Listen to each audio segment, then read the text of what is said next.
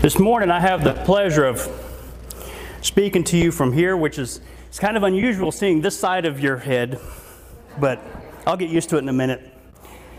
If I had to title this, I would title it Acceptable Gifts, Family, and Relationships. I was speaking to someone the other day and they were saying, well, what are you going to talk about? And I told them the title of it and they said, you just went straight to meddling. So I'll try not to meddle this morning. Can you think about some gifts in your life? Good, bad. They're memorable only to us, but we have all of those memories in there. I recall one gift I got. My sister bought me a pair of blue suede boots. I looked good in those boots too. I was like, I can't do it in these boots, sorry. But I could shuffle in those boots. They were great. That was an awesome gift.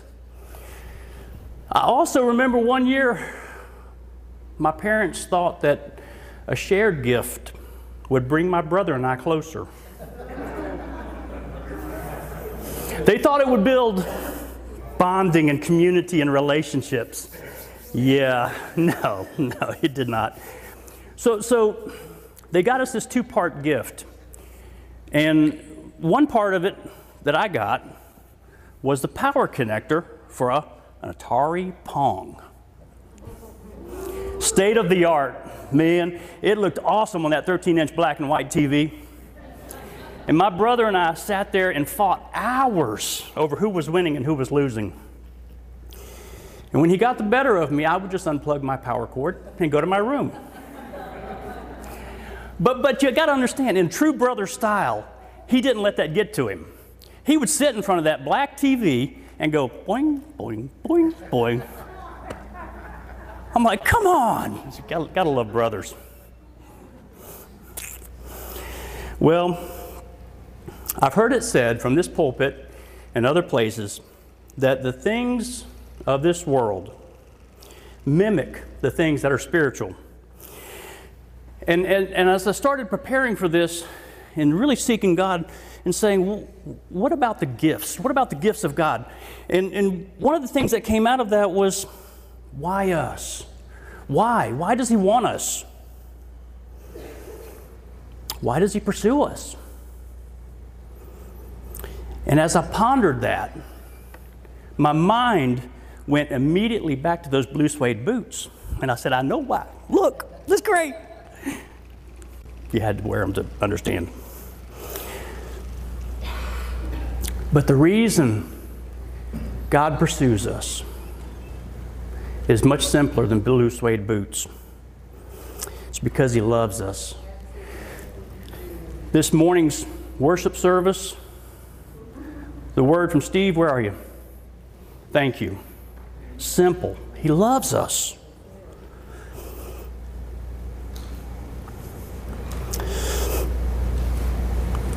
There is nothing like His love. He desires a family-style relationship. You know, it's interesting because relationships lead to fellowship. But fellowship doesn't always lead to relationships. Say that 3 times real fast. It's like a car ride with your slightly older and much more irritating brother for 17 hours. That relationship led to close fellowship, whether we wanted to or not, and irregardless of my parents wanting to kill us or not. But it did. You take that same car ride in a bus with people, and you've got this fellowship but no relationship. None. You can go for hours and hours in a bus and never have a single relationship. If you have your Bibles or your electronic devices this morning, if you'll open to Genesis 4, we're going to work on 1 through 7, please.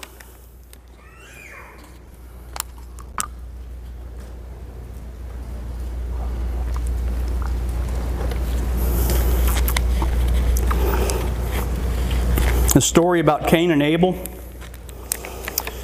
Verse 1, it says, Eve gave birth to Cain. She said, with the help of the Lord, I have brought forth a man. She later gave birth to his brother Abel. Now Abel kept the flocks, and Cain worked the soil. In the course of time, Cain brought some of the fruits of the soil as an offering to the Lord. And Abel also brought an offering, fat portions from some of the firstborn of his flock. The Lord looked with favor on Abel and his offerings, but on Cain he did not look with favor. So Cain was very angry, and his face was downcast. The Lord said to Cain, why are you so angry? Why is your face downcast? If you do what is right, will you not be accepted? But if you do not do what is right, sin is crouching at your door. It desires to have you, but you must rule over it. I wanted to take just a moment and talk about that verse, some of the things that God showed me and kind of unpackaged in my mind and on my heart. And he said there's really 3 things that make a gift acceptable or unacceptable. The first one is a willing heart. So you see, a willing heart brings out the best in us. It does something that says, I'm all in. We notice a difference in Cain and Abel in verse 3. It says, in the course of time, Cain brought some of the fruits of the soil. Not the first fruits, not the finest fruits, just some. A small distinction. But how many times in our daily lives do we tend to give God what's left? We are so distracted and so busy financially, physically, emotionally, and it's easier to do than ever before today. We can be with our families and not be with our families. Right? We can stand there and we can be in this doing something that has no importance. And we all love cellular devices. We all love electronics. But it's about relationship. A willing heart. The second thing was brokenness. And when I was typing this into my iPad, I hit the equals. And the brokenness equals prideless. Prideless. But pride less. Less pride. The very thing that God meant to change Cain's heart hardened it instead. There was an element of pride in Cain in what he brought. How could Cain stand before God, a loving God, and become angry?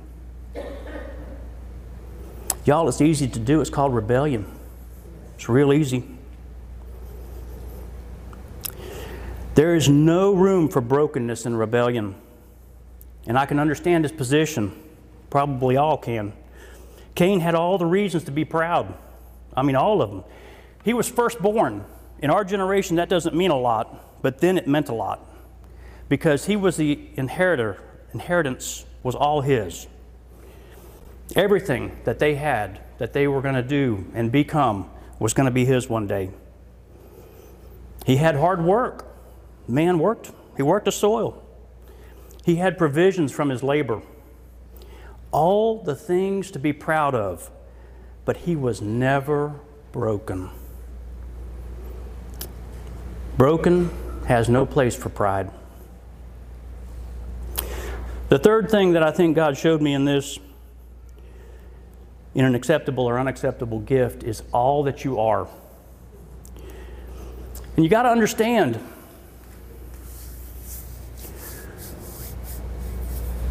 you cannot fix, or make yourself right enough to be acceptable before God.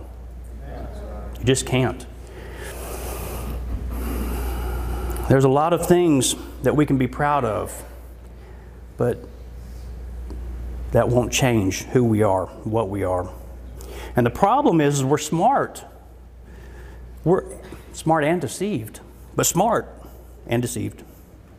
And self-deception is a bad place to be, y'all, because we believed a partial truth, which is ultimately a lie. I was talking with Amy the other day, and she said, when you have to explain, which is, another word for that is justify. When you have to explain or justify your actions, you're already in trouble. Being a smart man, I knew I was in trouble. So I just begged for forgiveness, and moved on. That's what we do. But when you have to justify why you did something, how you did something, when you have to justify your feelings and your anger, when you have to justify where you are, you're already in trouble.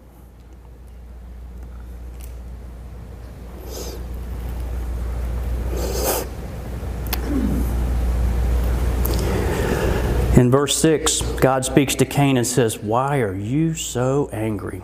And I think I have the answer. He was angry because the truth was staring him in the face. And how many of us have been right there when we've made to be foolish, when we've made to be silly, when we've made to be wrong?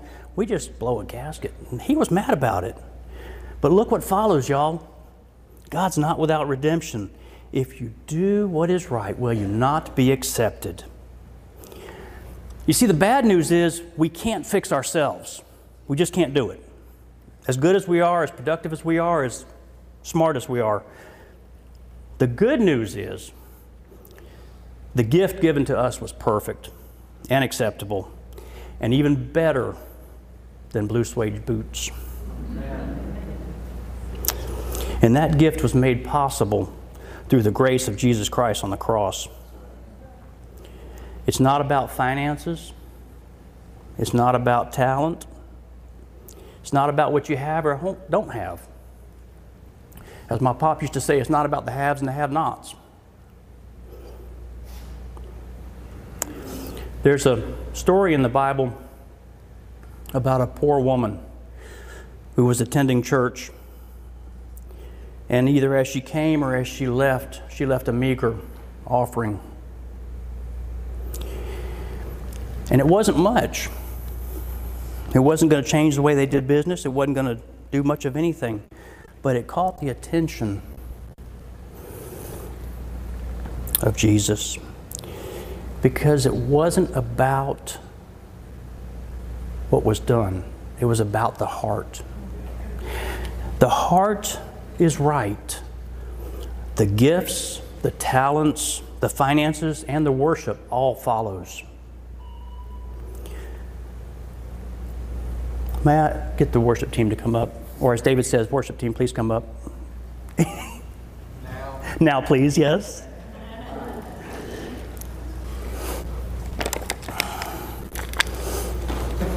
As they're getting into place,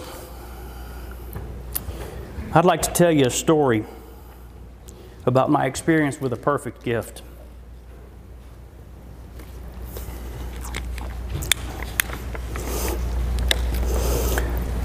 I got asked to be a chaperone for a youth concert.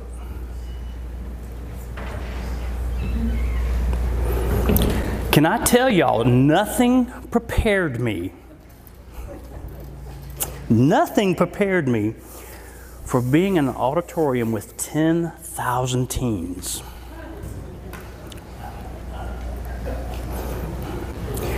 The music was so loud, I didn't know if it was my heart having palpitations or it was just the bass running through me. My pants were like this. I mean, it was blowing. It was crazy. Would y'all play a little something soft for me? Just soft. I was up about 3 or 4 bleachers.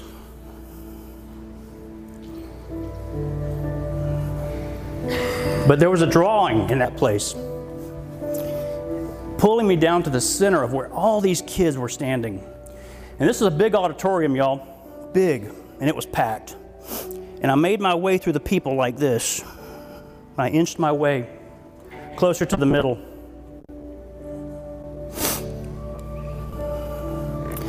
I was surrounded by kids praising and worship. There was no holding back. None. It was pure and it was from the heart.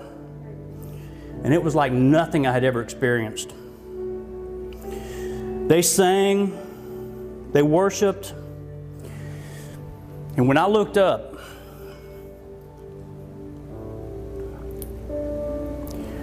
their praise and worship was rising.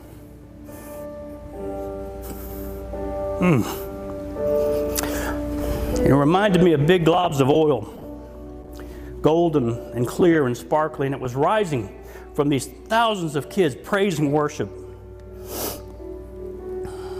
And as it rose from them, some of it stuck in the rafters. And as it did, it would drip back down. Everywhere it splashed, lives were changed. Chains were broken. Bondages sheared off of them.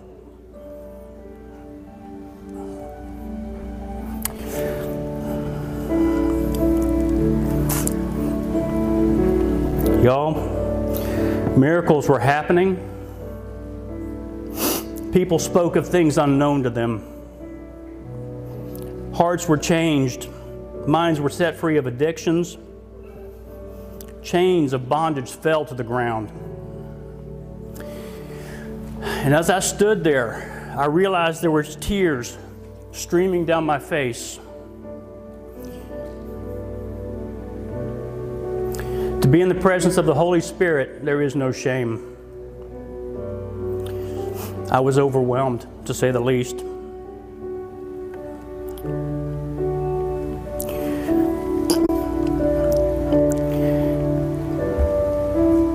As I stood there, I looked around the crowd, and I saw this young man. Well, technically I saw the back of his head, but it's okay.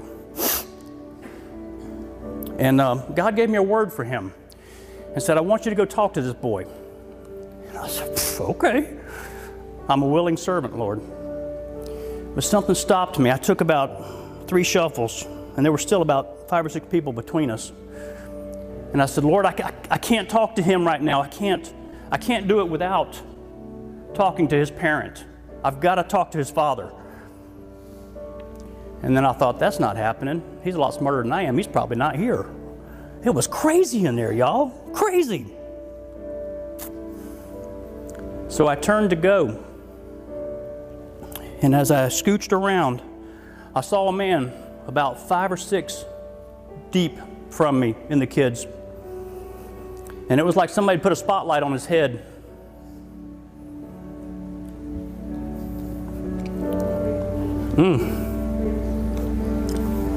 I knew it was that young man's father. I made my way to him. And as I laid hands on him and said, I've got something to tell you, son, but I can't talk to him without your okay. Tears flowed from this man's face, uncontrollable. As I touched him, his knees about buckled, and I said, I've got something I got to tell your son. And he looked at me. He said, please. He said, please, begging me to go talk to his son. We walked back over to that young man, and I laid hands on him and I prayed over him. And that very day, his life was changed, y'all. Chains were broken. His hopelessness that child was dealing with was changed to hope. His worthlessness was changed to worth. His life was spared. I found out later from the father, who could barely get a word out of his mouth, that the young man had tried to hurt himself a short while back. You see, Satan had convinced him that there was no hope, had convinced him that he had no worth, had convinced him that there was only one way out. God had other plans.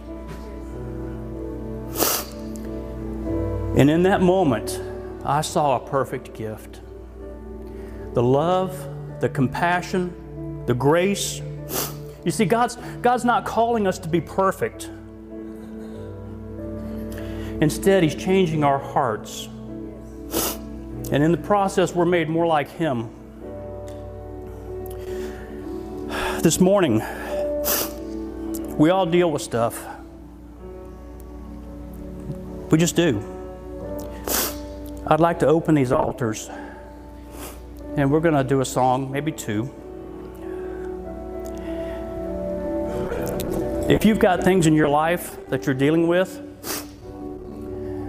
if you just like a relationship with a God that loves you, that keeps it simple, that says, I love you right where you are. I love you enough not to leave you where you are. And I want to change some things in your life. Please come down here. I'd love to pray with you. I'd love to pray over you. I'd love to anoint you with oil. You see, His fellowship and His relationship is often found in worship. And through that, you will become a perfect gift in His eyes.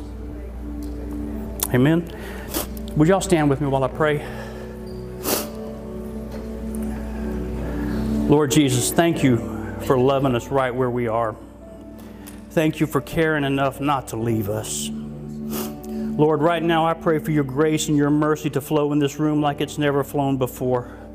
I ask you to just fill our hearts and our minds with your presence and your love. Love us like only you can, Lord.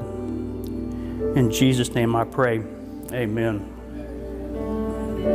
No.